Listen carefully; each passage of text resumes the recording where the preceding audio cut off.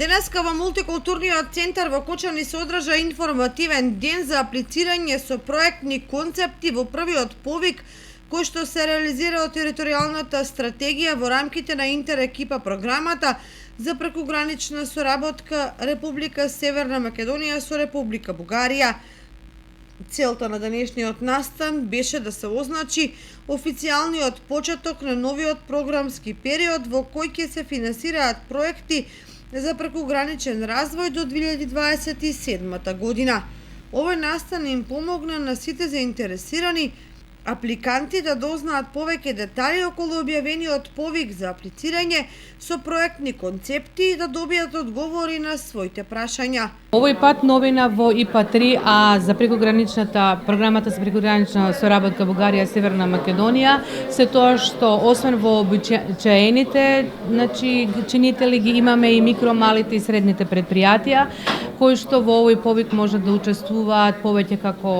чинители со општествена одговорност, но сепак и за нив посебно во вториот повик ќе има посебен повик. А сега она што е интересно дека сакаме да добиеме предлог проектни идеи кои што ќе овозможат показателна синергија една,